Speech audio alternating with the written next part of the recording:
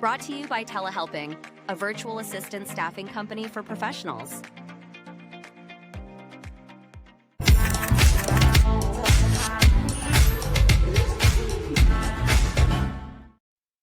Hello, everyone. My name is Cody Hall, and this is The Faces. Entrepreneurs Are People Too. We are hosted here today with Liz. Liz, how are you doing? Oh, great. Great to see you. Oh, you as well, Liz. And so very excited to have you here today, Liz. Lots of things that I saw about you, but I'm really excited to discover more about yourself and your business. But before I go asking questions, why don't you tell everyone listening today and myself, who is Liz Miller? Who are we chatting with here today? Liz Miller is the president and founder of Summit Place Financial Advisors, a financial advisory wealth management firm focused kind of exclusively on multi-generational families. And we may get into how that ended up being the focus. I am also a mother. I am a New York City resident these days. And for 2025, I'm also serving as the chair of the board for CFP Board, the organization that grants the Certified Financial Planner certification. Wonderful. Well, that's a wrap. So we're done for today. That's Now it. we know everything. No, that's great. So I'm very interested. I have so many questions. I want to chat about generational wealth, right?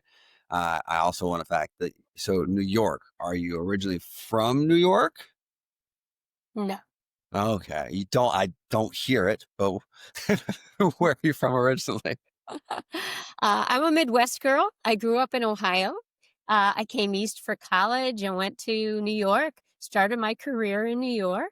Met my husband in New York, and then his job took us out to the suburbs where we raised our daughters. We're there for many years. That's where I started the firm. So originally I had a 3.5 minute commute.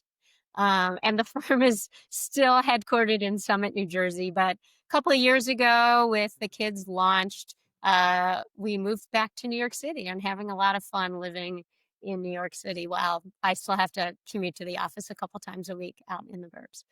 And help us non-New Yorkers understand, right? Because I've spent a lot of time in Manhattan, and I still don't know, right? Is New York City Manhattan? Is Manhattan New York City? So I do live in Manhattan, but New York City is more than Manhattan because New York Okay. City can also includes, we say, the 5 boroughs. And if I Oh, try to yes. list them, I'm sure I'll forget one, but Queens, Brooklyn, Staten Island, you've heard of them.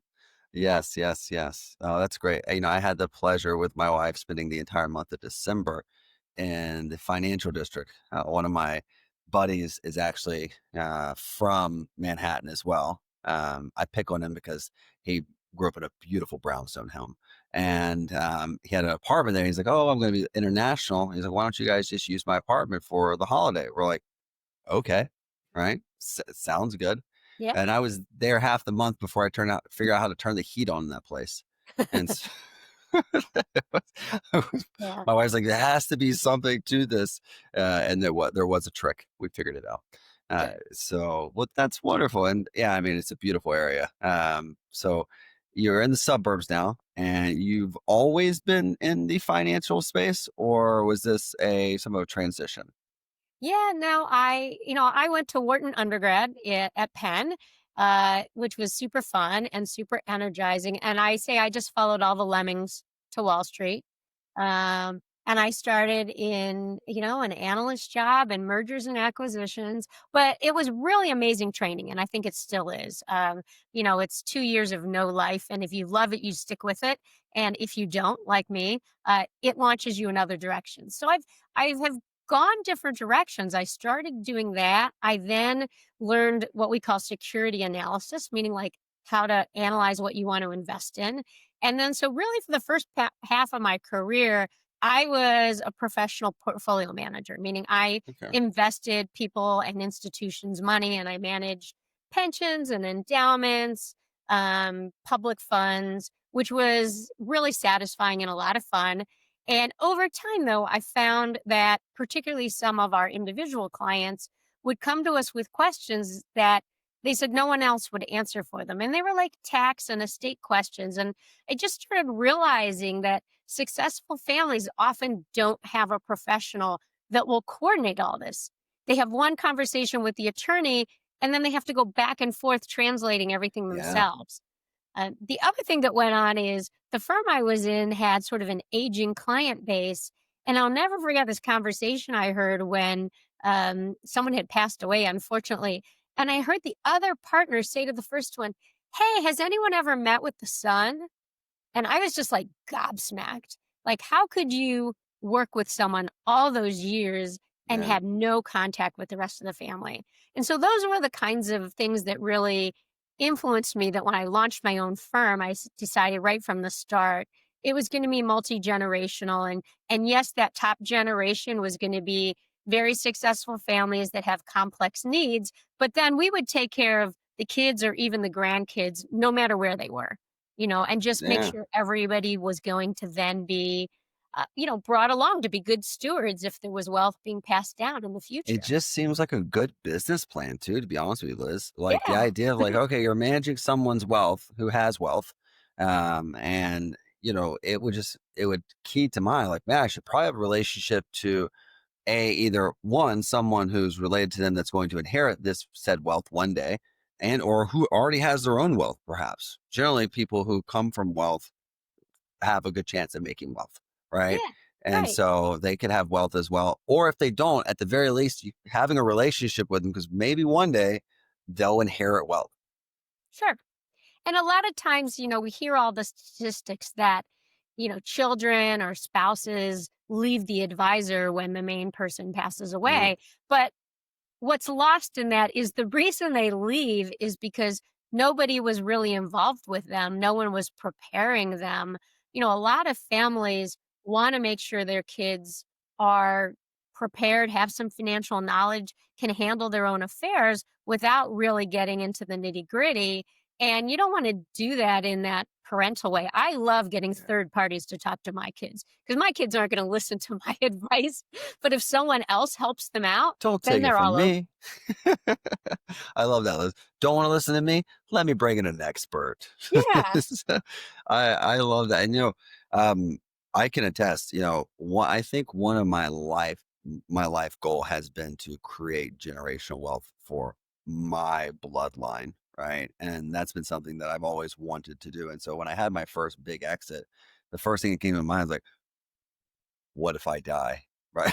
I was like, what? What's because I saw because my family, we come from a long lineage of what do they say? Financially challenged.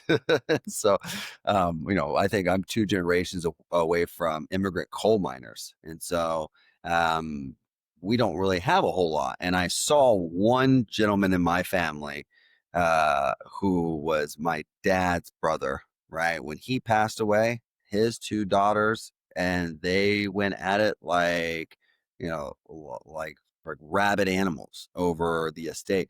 And he had enough that was worth fighting for. And so I sat there, I was like, wow, that's not going to be me. And so when I had something to divide, the first thing I went into was like, I gotta get this figured out. I'm like, I don't want, because my family would 100% being like, well, Cody would have wanted me to have this. So no, that's a very interesting approach. And I imagine getting into, you talked about coming from Warren at Penn and working your way through the financials. Getting into planning someone's future isn't, well, I use this word very loosely, isn't the sexiest part of finance, right? And so what excites you about that? You've said that very well, and I do think for me it's been a journey, but I think for others it's something right up front that they're not sure how to put into words. I think when you come out of any business school program, you are thinking banking and finance, and you have this very um, stringent view of what that means. And then once you're doing it, I think you start evolving. Sure, I loved being an analyst right out of school and learning all that stuff. But over time, when I realized I was good at managing money and I had already proven that to myself, right? You get to a point where you're kind of evolving what's the fun part of your job and what excites you. And I did find that these challenges where I really felt like hey, I have the financial expertise, but I can use it in a way that's actually really helpful to a person and their family is a whole different kinds of satisfaction when you reach the point where it's like, yeah, I totally know how to crunch the numbers and get the right answer. Yeah. But that's not the same satisfaction of saying, let me talk to you about how this actually fits you or doesn't fit you. Or let me tell you how we've done this with a few other families and found that it fit their situation. I've just found it really satisfying. And I think a lot of people coming out of business schools reach a point either right away or down the road where they're trying to realize, like, is this really just about number crunching? Or is there a part of me that wants to be in a bit of a helping mode? And how can I Yeah. use this in a way that I really see greater good coming from it? No, Liz, that's a really great perspective because I saw a post from a lady who was recently on our podcast as well, and her post was accounting isn't math, right? And your post of similar magnitude would be that wealth management isn't money, right? And that would be very important because it's really not. It's about what for me, when I think about my estate, I think about like, what does it mean for the outcome of my children and my wife and my kids' kids? And truthfully spoken, like what does the end of my life look like? Right. And, I don't know if I'm rare, but I think about that all the time. I, Yeah. I- I'm a Yeah. very morbid person. I mean, when I joined the military at 17, they're like, "Hey, listen, so we're going to go into Afghanistan. We're going to need you to make a will." And so you're like, "Well, what, what am I going to give away? My motorcycle?" So you could have this. And so for me, I've always thought forward, and my question, I guess, would be towards that: is that a conversation that you are usually the first one to broach with them on that topic, or is that something that someone's already asked themselves and they're like, I got to talk to Liz. I'm all of a sudden feeling very, mortal. I got to tell you, it's all over the place. You commented that, wealth management isn't just money. We really like to say, investing is just the table stakes. A lot of times people think that's what they're looking for, and then they realize there is so much else that really in their life, one way or another, weaves in and out of their financial situation that we help with. And some people come to us very distinctly with that question. Gosh, my career is really going great. I'm more successful than I ever thought I would. I now have some complexities I don't understand. Can you explain these RSUs, this, that, and the next thing? And then we'll sit down with them and we'll also kind of show them we it's not quite a checklist, but we'll sit down with our clients and say, hey, just to give you a heads up, we're going to make sure nothing slips through the cracks over time. So over time, we're going to talk to you about revisiting your will, making sure you have, power of attorney signed, making sure you review your homeowner's insurance regularly. And a lot of times, even in an early conversation, that will prompt them to say, oh my gosh, I haven't updated my will since my kids were born and I was like in a junior level job. And we're like, okay, well, we're going to move that forward because you're in a really different wealth situation and you've got a lot of choices and they're fun choices, but let's talk about them and make sure we're starting to think about them. Yeah, and they are fun choices because I think that sometimes we get so caught in on the like you talking about, this particular client who I haven't updated my will since I was in a junior role and my kids were born. And it's like, because sometimes when you step on the treadmill, right, and then you step off the treadmill, you realize it wasn't a treadmill, and so you're like, oh wow, this thing actually moved. I blinked, and I had a family, and I did have I was a very well-to-do bachelor beforehand, right? Right. Man, I had such a great life. Like, my door's closed. It's quiet in here. My wife doesn't watch my podcast, right? Sitting in there in a luxury condo, had houses, had a Porsche, right? Had things, and now I blink, and the funny thing is, I have a lot more things, right? And I have a lot more wealth, and now I also have all this responsibility, and it was somewhere very recently. I'd be ashamed to say how recent, where I probably within the past year, yeah, last October is where I sat down. I was like, man, I gotta get this in line. Like, what? Like I had this like morbid day where I was like, what happens if like something goes on in my life? And yeah, I sat down with lawyers, sat down with the wealth managers and everybody, and was like, you guys need to plan this worry out for me so I don't die. And all my money goes to the state or something. Right. Right. Or we do it early on and we just naturally, leave it to the spouse and then the kids. And then you realize, holy moly, my kids can't just outright inherit all that money. Like life will blow up and that's where everything goes awry. So you just have That's to start realizing, and you're still getting to know your own kids, right? It correct. takes years to kind of get to know the human being they're going to grow up to be. Oh, speaking of the human beings that they grow up to be, oh, you guys, no, buddy, you have to go away. Where is she? You have to go away. Oh no, he is an escape artist. She's the never in my life, Liz, have I ever been interrupted. We're not editing that out though. That's sorry, folks. No, that's too good. Life's too good to have the cute little thing walk in. Yeah. But speaking of life, right? I was so worried about what's going to happen to him and what's going to go on in this world, and you know, what does life look like, if he doesn't have it together, or if he does have it together? Like, what if my brothers want to argue for my estate? And, that was a really difficult conversation for me to have with my wife, because my wife's like, my wife's mentality, you're not going to die. It's not going to happen. Yep. Yep. Right.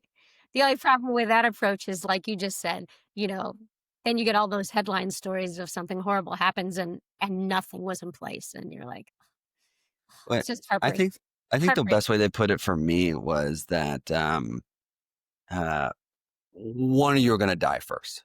We just don't know which one. Right. And, and my wife's like, well, hopefully it's me because Cody does everything. she's she's like, our kids are our family really needs Cody, right? Which is like, when you think about that statement, right? And then you think about the statistics of the males dying first, and everything else is like, well, yeah, even more so reason for me to get that in order. And Yeah. so what's interesting about that particular industry that you find yourself in is how does that bleed into your life, right? You and your husband having y'all's conversation about like, hey, let's, I'm sure you're really prepared, or you're not prepared at all. Which one do you fall in?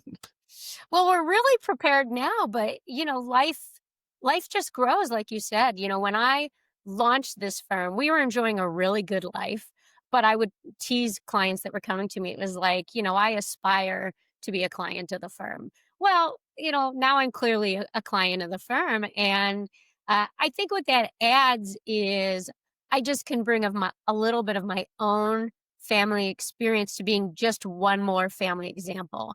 What we really like to talk to about these families, and we have plenty of clients with no kids, and it's still some of the same issues. It's just even harder because then you really have to talk about, well, where is your wealth going to go? And let's talk through what makes you comfortable. But I love being able to just share all the different things we've seen. A family will come to us and say, or even a prospect, well, you don't understand, I'm not the usual family, well, we've got this kid doing this. And I can say, I promise you, we may not have seen it all, but we've seen so many different situations. We will have an example for you to think about, that might fit you. And we certainly never would tell anyone, here's the right answer. We just try to say, here's how we've seen this work in a couple of different situations. Does this feel like it fits you guys?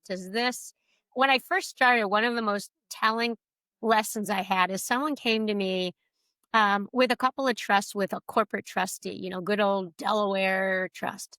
And like, this was a really well functioning, good family. And it's like, why do you have a corporate trustee for this future trust? You can have a family trustee who really cares and really wants to be involved. And we spent 6 months wrestling that trust away from the big old corporate situation to then do exactly what the family wanted when they realized they were allowed to, which was set it up for the patriarch who really wanted that role now, and then talking through who can come next.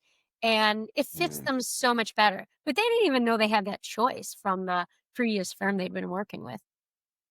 No, that's yeah. That's a really good point because I run my trust Yeah, and because I am the patriarch. So yeah, right. And I have it's important though, because when you are selecting those people, you talk about like and you come from finance, no one really, you have to be the human that you are, Liz, to be in a position to have these conversations, which made you great for your entrepreneurial journey because you didn't learn this at Warren, right? This wasn't taught to you in Wall Street, right? To sit there and have a conversation with a person, being like, well, okay, so we're gonna pick Cody, right? So Cody's the person who's gonna be the trustee. Well, how much do we trust Cody? Like, talk about your relationship with Cody. Like, why Cody? And I think that's a huge conversation because I have backup trustees, right? And I don't know if there's a proper legal term for it. Trustee, second, vice trustee, yeah. um, Successor trustee. successor. There we go. Doesn't matter. um, and when I picked the person, it was like, okay, I know this person is just incredibly unbiased, right? And I know that they're very meticulous with finances, and I think they'll make the positive decision. And that's like when I picked that person, you know, spoiler, it was not my wife. And so, because, I just knew in my absence, well, I hope in my absence, she would be in distraught. She'd be going through so much, but someone will need to make these decisions, right? Yeah, And like, this was Liz, this was a conversation that I had with my wife as well. Like, what do we do with telehelping, right? When something happens, we're talking about a moderately mid-sized company. Like, does the world stop because Cody isn't here anymore? Right? Like, who takes over, the company, who steps into that role, right? Um, Tough conversations, and like you said, what you weren't educated on this stuff and at Warren and Wall Street. This was something you had to have. yeah, yeah. Right. Always the lessons of entrepreneurship that come with being successful or not being successful. But you like learning the ones that come with being successful. Oh yes, the lessons learned from success are so nice, and so far and few in between. And I actually really love the CFP Wealth Manager as an entrepreneur. It's actually quite interesting because until we randomly stumbled across, being involved with them at telehelping, I really didn't even see them as entrepreneurs, to be honest with you. Right. And so for me, I was like, you just don't think about it because you're like, oh, wealth manager, CFP, they manage people's wealth, right? Maybe oftentimes you think maybe they're with Vanguard or, BFA or something like that, where you're like, okay, they work for a big corporation, but a lot of them are independent. And I learned that when we started taking more clients on and that were CFAs. And I was like, wow, man, this is a really difficult role to jump into because you have to, well, one, it's not easy to get certified, right? Getting certified, it is a process, right? It's a very legal process and very regulated industry, which we've also learned by being a virtual staff provider of a lot of CFAs. We've learned very regulated, right? And we're heavy on compliance because I'm a healthcare guy by nature. And so we get into this role and I'm like, wow, these folks, they get certified and like, hey, go out and get people to give them your money. we need you to go out and get people to trust you with the future of their name and livelihood. That's a tough. That's harder than getting someone to buy a product in my opinion. Yeah, yeah, yeah. It can be tough. I mean, I was a partner in a firm for almost 14 years before I launched my own firm, which made that a little bit easier. It wasn't like a next gen person starting from scratch. But you're right. Like in this industry, you can be associated with a huge firm, but there's lots of independent firms. And I was just talking to someone a couple weeks ago about the difficulty of getting next gen professionals and why some of them are dropping out. And I said, well, some of them drop out because they love what we do, but they didn't really realize all that goes into running their own business, right? That they would Yeah. be happy, but they probably need to associate with a large firm because they have this vision and realized I'm spending way too much time having to actually run a business. Yeah, That right there is why we even exist, to be honest with you. I don't think telehelping would be in business right now if it wasn't for our growth in the financial space because I realized I was working with a Marine who got out. He retired from the military, got out, and he's like, I'm going to wealth manage, right? And he got into it. And so he's like, I really need someone to help me out, managing, my outward perspective, my portfolio, my communications to people sometimes, just the scheduling portion, not like the actual, compliance control. We're dealing with the information of someone's money, not that Yeah. information, but more like we need to get you on the calendar.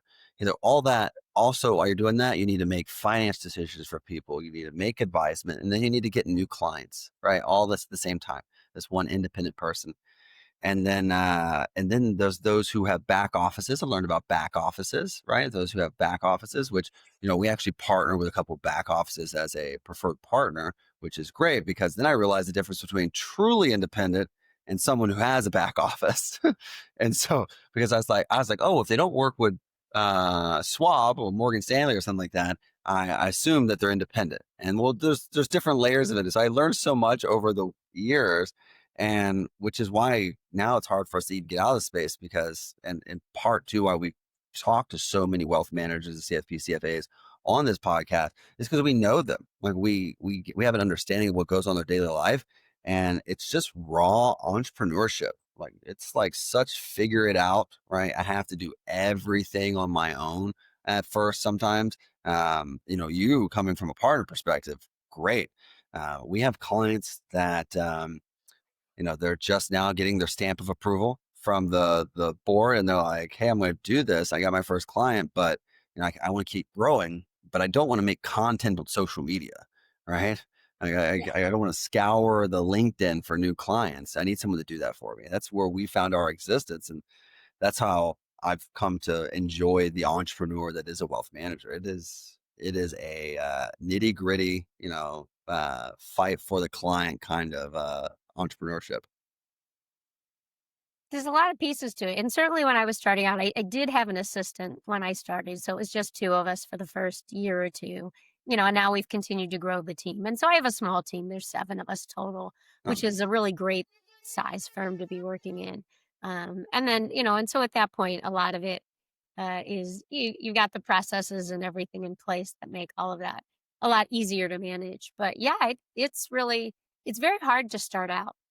And I think aside from the great work you do to help firms like that, I always tell people who are starting out, like, find a few other people who are doing it too. Like, it's just really helpful to be able to like share those stories with others, right? And go, hey, how are you doing yeah. this? What are you thinking about this? How did this go?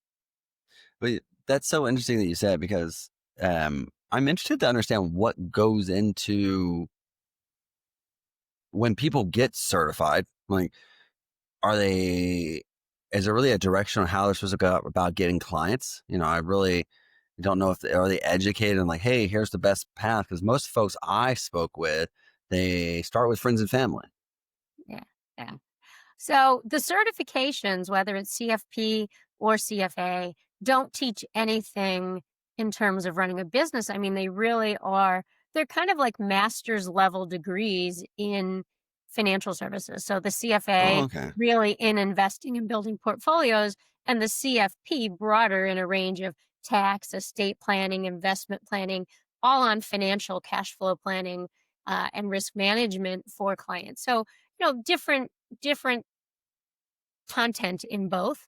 And so you get really good at that content, and now you're ready to share your expertise with someone. And some people are going to take that to a position, like I said, with a large firm, an established firm, or even a firm like mine may hire them up. But if you want to be an entrepreneur and have your own business, then no, there's nothing in there that teaches you those first steps. So then you kind of have to, yeah, maybe have a friend, maybe someone in your family who's run a business, but it's kind of starting from scratch. Yeah, it really is, and we've seen it all at this point. I just think that it's a very respectable profession. Again, never in my life. Well, I think never in my life. I think I run a virtual staffing organization. So that's one funny thing. Never thought I lived in Mexico either, but here I am. And then work with the financial space as much as I do, because we also work with a lot of accountings. And I always have people like, "Well, you work with finance and accounting. Aren't those the same thing?" And I said, "No, yes." Um, Right. yes, they are not. Right. And so that's always an interesting perspective. And so you're a mom, right? Shifting Yeah. gears there from the finance side of things. You're a mom, and so while growing this firm, you've also been a parent. Yeah, yeah. I launched the firm when I have twin daughters, and they were entering fifth grade when I launched the firm. And I kind of was thoughtful about that because I was like, fifth grade, you feel like you're the big man on elementary school campus. You kind of feel like you know what you're doing. You're the senior of elementary school. You are absolutely Exactly. right. Right. And so I just sort of thought they'd be okay if I had launch this and put some extra time in because I really wanted to not short shift them when they were going into middle school, right? Because we all know how difficult we hear that is for kids. So I thought it was kind of good timing.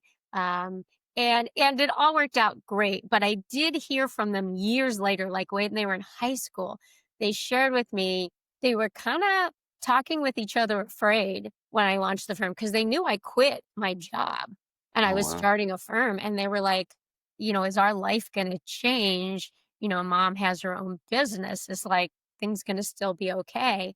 Um, and by the time they got to high school, they were saying how proud they were. And they would tell their friends, yeah, my mom's business.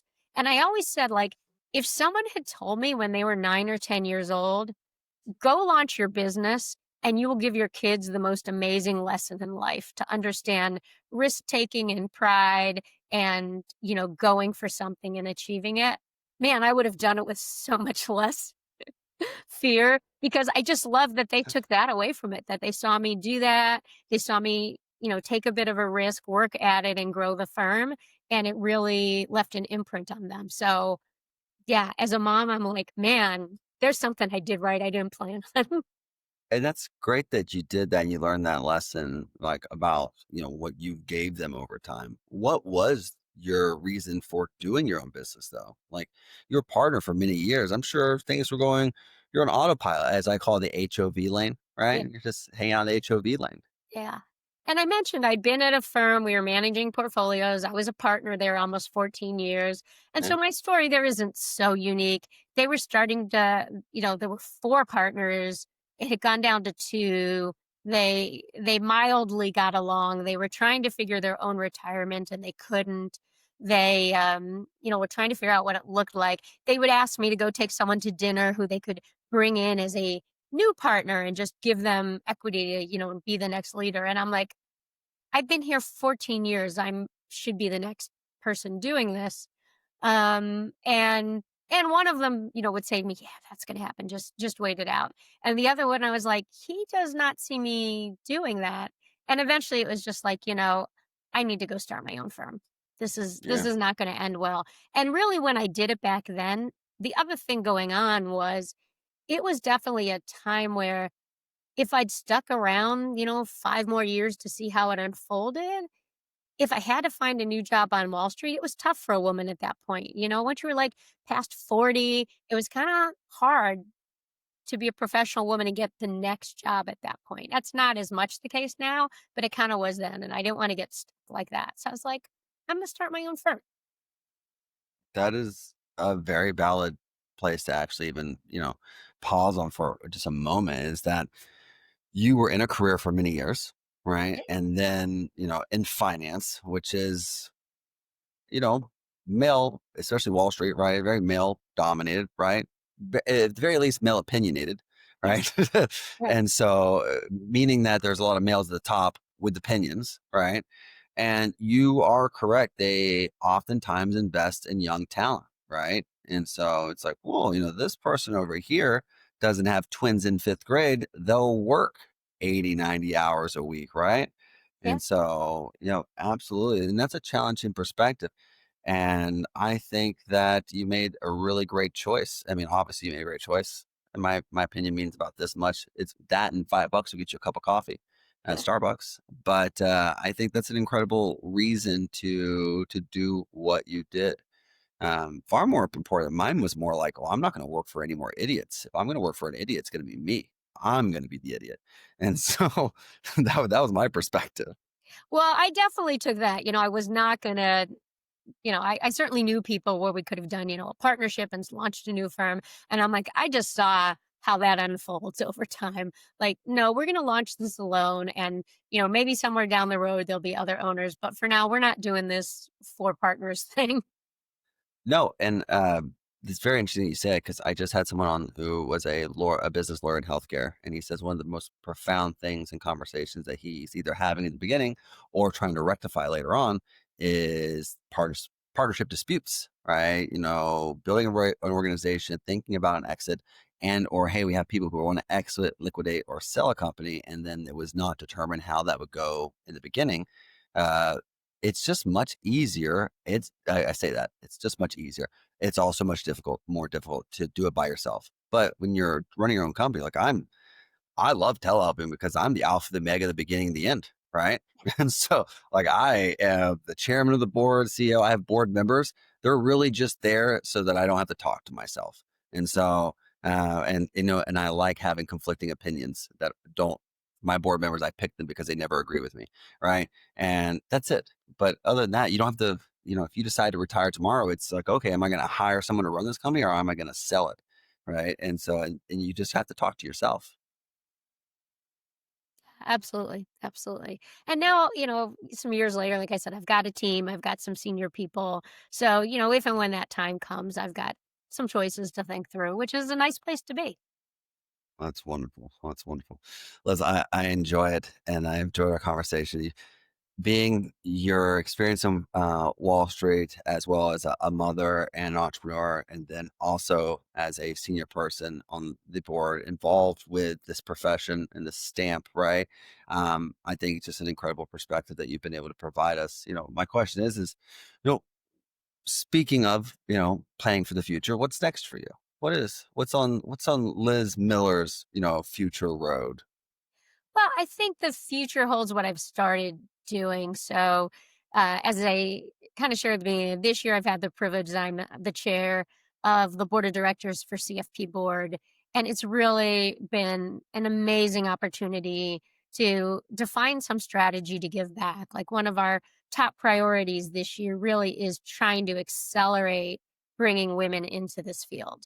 And we know there's this huge wealth transfer coming to women. We know a lot of women prefer working with women advisors. We know a lot of people prefer working with women advisors, and there just aren't enough of them. So I've really been able to help jumpstart that and talk a lot about it and have a platform. And so I think going forward, it's just realizing that I am at a point in my career where I have a voice that I can bring to the profession, and I can, uh, you know, bring more good and help bring a lot of people along in a growing profession and help support that pipeline of future growth. And it's going to be fun to do that. I love it, and we've had the pleasure of having a numerous group of women who've joined us on the podcast, some of which who primarily focus on supporting women in their investments in their future. So they've been a pleasure being able to explore how they approach it and how they came to be in the wealth management CFA space. So, Liz, I thank you so much for your time today. It's been an absolute pleasure. I've looked forward to this for some time, and I thank you for giving me that today. And I hope you have a wonderful day. Thank you so much. This has been great. Wonderful, Liz. Be well. Thank you. Cool. This video was brought to you by our official sponsor, Telehelping. Need support for your business? Telehelping connects you with top-tier remote staff to help you streamline operations and fuel growth. Go to telehelping.com and get started today.